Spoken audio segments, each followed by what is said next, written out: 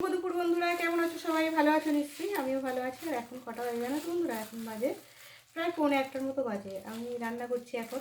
আর এই যে দেখো, এখানে রান্না করছি, তেল গরম হয়ে গেছে, সব রান্না হয়েই গেছে। পোস্ত দিয়ে দিলাম, পোস্ত ছড়িয়ে আজকে একটু কপি ছিল, সেই কপিটা এখন ভাজবো। কপিটা এই যে ভাপিয়ে রেখে দিয়েছি, দেখো কপিটা ভাজবো এখন।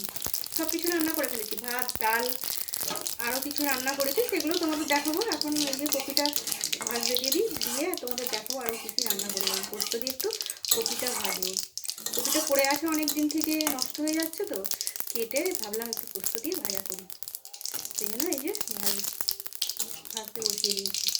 আর চলো কপিটা এখানে দিয়ে বাদ বাকি কী দেখিয়ে দিই। কপিটা এমনি সামান্য নুন আর জল দিয়ে ভাপিয়ে রেখেছি। কপিটা খেতে ভালোই লাগে, বাঁধাকপি দিতে বন্ধুরা। অল্প করে একটু হলুদ দিয়ে আর ভাজবো। আর বাদ বাকি কী রান্না করেছে চলো তোমাদের দেখাই কী কী রান্না করলাম। সেরকম কিছু রান্না করিনি। এই যে দেখো, এখানে করেছি বেগুন ভাজা, আজকে সব ভাজা ভাজা রান্না হয়েছে। ডাল করেছি, ভাত করেছি, বেগুন ভাজা, আর একটু ডিম কড়াইও ভেজেছি।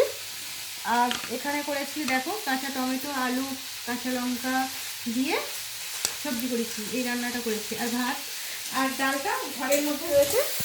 আর এখানে একটু বাঁধাকপিটা রান্না করলেই হয়ে যাবে। আজকে আমার রান্না কমপ্লিট। তোমাদের একটু দেখে নিলাম বন্ধুরা আমার দুপুরের আজকে রান্না। এটাই রান্না করেছি, তোমাদের দেখালাম। চলো বন্ধুরা, পরের ভিডিও আবারও দেখা হবে। আজকের মতো একটু শুভ দুপুর। খুব খুব ভালো থেকো তোমরা সবাই। টাটা বন্ধুরা।